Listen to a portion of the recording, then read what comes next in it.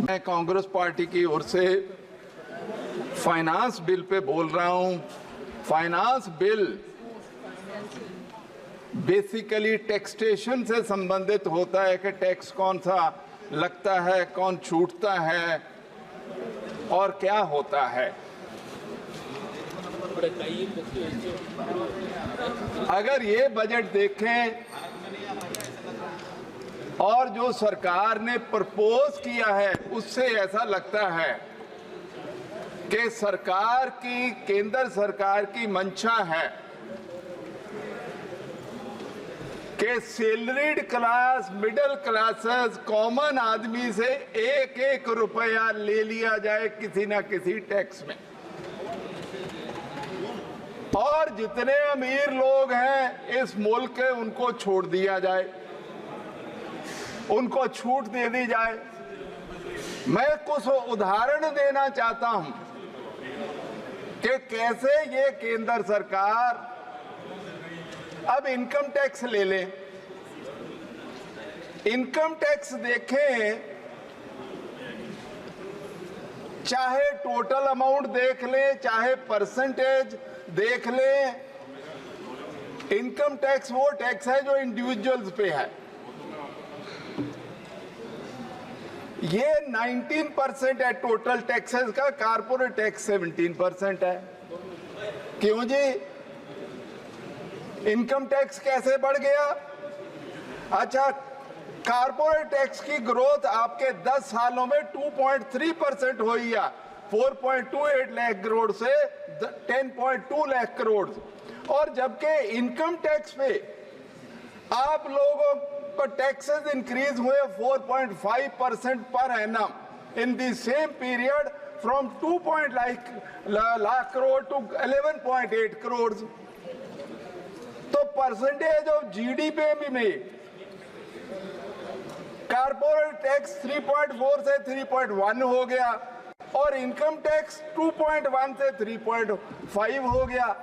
तो आप तो हर तरीके से इंडिविजुअल वाले टैक्स को ऊपर कर रहे हो, कारपोरेट टैक्स को नीचे ला रहे हो। तो ये तो फिर सरकार किसके लिए काम कर रही है? वर्ल्ड इनइक्वालिटी लैब की रिपोर्ट है कि जो इंडिया के 1% अमीर हैं उनके पास 22% इनकम और 40% वेल्थ 1% के है। पिछले आपके 10 साल में हुआ। आप देख लो कि आप लोग क्या कर रहे हो। मैं इनकम टैक्स की कुछ उदाहरण देना चाहता हूं कि आप लोगों ने किया क्या है। देखो, बहुत सारी चीजें डिडक्शन थी, सरचार्ज पे होती है, फलाना होती है। मैडम वित्त मंत्री बैठी है, 5 करोड़ से ऊपर वाली इनकम का सरचार्ज 37% से 25% कर दिया, बाकी तो किसी का कम नहीं किया। तो इसका मतलब जो हायर इनकम है उनको आप फायदा कर रहे हो। अच्छा, जितनी एग्जेम्पशंस थी 80C में, वो 1.5 लाख होती थी जो ओपन इंश्योरेंस और फलाना फलाना करते थे, सारी खत्म कर दी। एक 25,000 का फायदा दिया है कि नए टैक्स रिजीम में 50,000 की बजाय 75,000 आपको डिडक्शन मिल जाएगी। प्रोफेशनल टैक्स, एम्प्लॉयमेंट वाला, HRA पे, हाउस लोन पे बहुत सारा इंटरेस्ट वेवर मिलता था, 1 लाख 2 लाख, वो सारा खत्म कर दिया। आप लोगों ने एम्प्लॉइज कंट्रीब्यूशन वाला जो डिडक्शन होती थी वो खत्म कर दिया, मेडिकल इंश्योरेंस वाला खत्म कर दिया। तो कौन सी चीज छोड़ी है? FDI जो बाहर से आ रहा, कारपोरेट ला रहा, उसको आपने कम कर दिया। तो हर चीज पे तो आप वो वाला काम कर रहे हो किसी भी हालत में। अच्छा, 80 साल की जिनकी उम्र है उनको बेसिक टैक्स एग्जेम्पशन की लिमिट होती थी पहले रिजीम में 5 लाख, आपने वो 3 लाख कर दी। क्यों? बूढ़ों को क्या भाई नाराज किया? अपन सब लोगों को बूढ़े होना है। मेरा तो वैसे वित्त मंत्री जी को एक सुजेशन है। देखो, 70% आपके ITR नील वाले होते हैं, 2% हिंदुस्तान की पॉपुलेशन टैक्स दे रही है। ये 5 लाख तक वाली इनकम वालों को, लोगों को छोड़ दो, कोई नुकसान होने वाला नहीं है। उसी से पब्लिक कंजम्पशन बढ़ेगी, इस मुल्क में गरीबी कम होगी। आप मेरा ये सजेशन मान लीजिए। अब अपन अगर आगे बढ़ते हैं, इतने पे ही नहीं छोड़ा मिडिल क्लासेस को, जहाँ सैलरीड को आपने कैपिटल गेन टैक्स में दोनों ओर मार दिया। शॉर्ट टर्म गेन पे भी, शॉर्ट टर्म गेन होता जो साल का हो, लॉन्ग टर्म गेन पे भी दोनों ओर ही मार दिया। शॉर्ट टर्म पे आपने 15 से 20% टैक्स कर दिया। अच्छा, लॉन्ग टर्म में तो बहुत ज्यादा नुकसान है। वो इंडेक्सेशन जो थी प्रॉपर्टी पे, गोल्ड पे, अदर एसेट्स पे, वो सारी खत्म कर दी। उसमें लोगों को टैक्स ज्यादा देना पड़ेगा। तो आप मतलब ये केंद्र सरकार किधर को जा रही है? जो इंडिविजुअल्स होंगे, जो मिडिल क्लास है, सैलरीड क्लास है, जो छोटा मोटा, और वही नहीं, आपने ऑप्शंस और फ्यूचर्स पे भी टैक्स ज्यादा बढ़ा दिया। तो ये क्लासेस किधर जाएंगी, किधर को जाएंगे? ये वाले मिडिल क्लास सैलरी जो बेचारे ऑप्शन लेते हैं, फ्यूचर्स लेते हैं, इनका तो आपने हर जगह नुकसान किया। तो मेरा कहना है, ये सारी चीजों में वित्त मंत्री जी आप रीथिंक करिए सारी चीजों पे। ये सारी पे सैलरीड क्लास, मिडिल क्लासेस का नुकसान हुआ है, रिच को आप फायदा कर रहे हैं। अच्छा, कारपोरेट टैक्स फोरगोन आपका अपना इंफॉर्मेशन है इसी बजट में कि आपने वेरियस स्कीम में 1,09,333 करोड़ आपने फोरगोन रेवेन्यू 22-23 में आप फिगर दे रहे हैं। पिछले 5 साल में, मैं कंपाउंड नहीं कर रहा, 8.7 लाख करोड़ आपने फोरगोन रेवेन्यू है। तो आप देते हो रिलैक्सेशन के कोई जॉब्स क्रिएट होंगी। अनएम्प्लॉयमेंट की तो हिंदुस्तान में इतनी बुरी हालत है। सीएमआई कह रहा था पिछले साल कि 45% अनएम्प्लॉयमेंट है, अभी भी 8-9% अनएम्प्लॉयमेंट है। तो अपन जो देते हैं कारपोरेट को, उसका हमें आपको बेनती है कि कृपा करके हमें बताइए जो कारपोरेट्स को टैक्स छोड़ा उससे नौकरियां कितनी पैदा हुई। क्योंकि ये वाला काम नहीं चलेगा कि आप छोड़ते जाओ और कोई उसका हिसाब किताब ना लगे, क्योंकि अनएम्प्लॉयमेंट इस मुल्क का बेसिक प्रॉब्लम है। ऐसे आपका तो इकोनॉमिक सर्वे कुछ कह रहा कि 78.5 lakh jobs will have to be created in the non farm sector annually. कि अगर अपन को इंडिया की, तो आप कितनी जॉब्स करके रहे हैं? डीओपीटी का अभी इंफॉर्मेशन आई थी कि 7.2 लाख नौकरियों के लिए 2.2 करोड़ लोगों ने एप्लीकेशन दी थी। तो अनएम्प्लॉयमेंट का हिसाब किताब लगा लीजिए मैडम कितना है। तो किसी और हमको इस बजट में कहीं ना कहीं कोई ना कोई हमको रिलीफ इस बजट में चाहिए। अच्छा, not only that madam, CRISIL की रिपोर्ट है कि हाउस होल्ड सेविंग है come down to 18.4% of GDP in 23-24 और डिकेडल लो है 20% से हाउस होल्ड सेविंग कभी कम नहीं गई थी। अच्छा, household financial liabilities are on all time high of 5.8%। तो हमें बताइए तो सही, ये तो दो चीजें क्या बताती हैं कि day to day expenditure household को बहुत तकलीफ है और कंजम्पशन इसलिए नहीं इंक्रीज हो रही कि लायबिलिटीज बहुत ज्यादा हैं। तो हमको कुछ बात बताइए कि आप इसके कर क्या रहे हैं, क्योंकि ना अनएम्प्लॉयमेंट पे कुछ है, ना हाउस होल्ड कंजम्पशन पे कुछ है, ना किसी चीज पे नहीं है। आप हम इसमें आपसे ज्ञान वर्धन चाहते हैं कि क्या बात क्या है। अच्छा, इन्फ्लेशन पे कुछ नहीं आपने बताया, इस बजट में आप बोले ही नहीं, थोड़ा सा बोल के आपने मैडम उसको इशू को। अच्छा, WPI आपका 3.1 रिटेल 5.5, फूड इन्फ्लेशन तो करीब 10% है। तो उसका करना क्या है, हर साल बढ़ रही है। कोई चीज बताई नहीं है कि अपन फूड इन्फ्लेशन को कैसे कम करेंगे। उसमें भी मैं सवाल चाहता हूं कि मैडम जब जवाब दें तो कृपया करके हमें बता दीजिए, तो हमको बहुत खुशी होगी। Now I want to come to this sector agriculture. 50% आज भी पॉपुलेशन एग्रीकल्चर पे डिपेंडेंट है। जो इनकम है वो 18.4% है जीडीपी का हिस्सा। तो दैट मीन्स 50% पॉपुलेशन के पास 18% इनकम पे वो जिंदा है। इसीलिए सारी प्रॉब्लम है फार्मर्स को और लेबरर्स को, चाहे वो सुसाइड हो रहे हैं, चाहे फार्मर कुछ कह रहा है, चाहे एजिटेशन चल रही है। दैट्स बिकॉज क्योंकि वो जेड़ा सेक्टर है वो बहुत तकलीफ में है। अभी आपका इकोनॉमिक सर्वे इस बार कह रहा है कि साहब पिछले साल तो ग्रोथ एग्रीकल्चर सेक्टर में 4.7% थी, इस साल 23-24 में 1.4% है।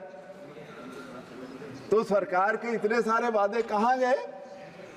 1.4% एग्रीकल्चर ग्रोथ, तो उनकी इनकम भी उतनी बड़ी होगी। दैट्स व्हाई एग्रीकल्चर सेक्टर में इतनी प्रॉब्लम हुई है। इसलिए अच्छा, आपका वादा है डबलिंग ऑफ इनकम बाई 2022, उसका क्या हुआ? एनएसएस होगा आपका सर्वे का क्या 18-19 में 20 में 10,218 रुपए पर मंथ एक फार्मर की इनकम थी, तो अभी तक तो 22-25 हजार होनी चाहिए थी। मैडम प्लीज हमें बताइए कि अभी फार्मर की पर फैमिली की क्या इनकम है, हमें बताइए। अच्छा, नवंबर 21 में जब एजिटेशन चल रही थी, माननीय प्रधानमंत्री जी रेडियो पे एक दिन आते हैं और कहते हैं किसानों भाइयों आप उठ जाओ बॉर्डर से, मैं आपको एमएसपी का हल करके दूंगा, हम इसका पक्का हल करके देंगे। अब कब? नवंबर 21, और आज क्या हो गया? उसका क्या बना? किसी और तो करिए। अच्छा, अभी माननीय मंत्री जी बैठे हैं, वो कह रहे मैं उनसे चर्चा करूंगा। उनकी मांग तो बहुत स्पष्ट है कि हमें एमएसपी लॉ बना के दो। आप उसकी ओर आते नहीं हो, उस बात को कहते नहीं हो। आप कहिए मंत्री जी कि मैं आपको एमएसपी लॉ बना के दूंगा, आप चिंता मत करो, ऐसी बात कह दीजिए ना। पार्लियामेंट चल रही है, इससे बढ़िया मौका कभी होगा नहीं। और मंत्री जी मुझे जानते अच्छी तरह, बोल दीजिए मंत्री जी, मेरे बात बोल दीजिए। मैडम एक बड़ी इसमें विचित्र स्थिति आपने बनाई। आपने 2015 में ब्लैक मनी का, आग्रह कर रही हूँ चेयर को एड्रेस करें प्लीज। चेयर को, ओह सॉरी, हाँ सॉरी मैडम, माफी चाहता हूँ, माफी नहीं वो उधर ही बोलना है, सॉरी। हाँ प्लीज मैडम। सभापति मैडम, केंद्र सरकार ने 2015 में बहुत ढोल ढमक्के के साथ ब्लैक मनी एक्ट बनाया। अच्छा किया कि एक एक पैसा बाहर पड़ा होगा लेके आएंगे। हालांकि वो बाद में तो कह दिया कि नहीं वो नहीं, हमने ऐसे ही कहा था, वो बात मैं रिपीट नहीं करना चाहता हूं। लेकिन अभी आपने बाहर कोई 20 लाख तक का मूवेबल एसेट बनाया, आपने कहा सूचना देने की जरूरत नहीं है। ये कंट्राडिक्शन ना हुई आपकी? आप तो एक पैसा भी बाहर किसी भी हालत में उनको खबर करना जरूरी थी, आपने ये क्यों किया? ये हम आपसे जानना चाहते हैं कि क्यों ये किया, आप कंट्राडिक्शन क्यों कर रहे हैं? एक और कहते हैं हम एक पैसा नहीं रहने देंगे, दूसरी ओर आप एग्जेम्पशन दे रहे हैं कि 20 लाख तक कोई हमको खबर देने की जरूरत नहीं है। अब लास्ट में मैडम, मैं अपनी कंस्टिट्यूएंसी की कुछ बातें करनी जरूरी समझता हूं, क्योंकि मेरे लोग कहेंगे बाकी सारा भाषण कर दिया, अपनी कंस्टिट्यूएंसी का कुछ नहीं बोला। और एंड में मैं फाइनेंस बिल पे फिर कहूंगा कि मैं क्या कहता हूं इस बिल को। मैं कई बार इस मैडम सदन में सभापति जी बता चुका हूं, एक दिन 0 आवर में भी अभी बताया, मैं उस पवित्र स्थान से आता हूं जहां हमारे 10वें गुरु के दोनों छोटे साहबजादों को औरंगजेब के जमाने में उनको जिंदा नींव में चिन दिया गया था, क्योंकि उन्होंने कह दिया था कि हम धर्म नहीं बदलेंगे। ऐसी पवित्र जगह है ये। 1705 की घटना है, 1705 की। अब 319 साल हो गए, 1819, अभी भी 50 लाख से 1 करोड़ लोग 25, 26, 27 दिसंबर को हर साल सिजदा होने आते हैं अभी। तो आप सोचिए कितनी मान्यता है। मैं बार बार कहता हूं कि रिलीजियस स्पिरिचुअल प्लेस है, उसको इंटरनेशनल टूरिस्ट सर्किट में लीजिए और वहां इंटरनेशनल टूरिस्ट सर्किट वाली फैसिलिटीज दीजिए, क्योंकि वो इतनी पवित्र जगह बहुत कम होंगी हिंदुस्तान में इतिहास में। और उम्र थी छोटे साहबजादों बाबा जोरावर सिंह और बाबा फतेह सर की 9 साल और 7 साल, धर्म नहीं बदला।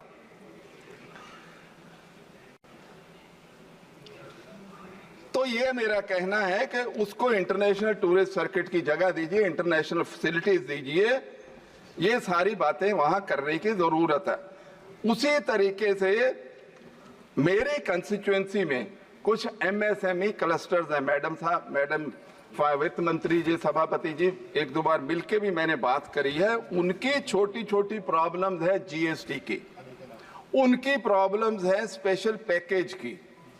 मंडी गोविंदगढ़ बहुत इंपॉर्टेंट इलाका है, वहां स्टील टाउन उसको बोलते हैं, खन्ना है, दोराहा है, सानेवाल है, ये सारी जगह एमएसएमई इंडस्ट्री है।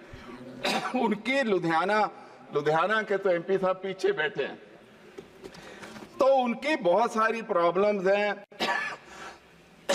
एक वो बहुत छोटा सा सुजेशन देते हैं, जो स्टील इंडस्ट्री वाले हैं वो स्क्रैप किया, ये सेकेंडरी सोर्स से बनाते हैं स्टील, प्राइमरी तो नहीं है इनके पास, आयरन ओर नहीं है। वो ये कहते हैं कि स्क्रैप पे 18% जीएसटी है, आप हमारे से ले लो, क्योंकि स्क्रैप वाला बेच के फिर पता नहीं गायब हो जाता है, फिर आप हमारे पे रिकवरी करते हो, तो हमारे से सीधा ही ले लो। आप काहे कि उसकी चिंता में पड़ते हो, टैक्स लेना, टैक्स हमारे से ले लीजिए।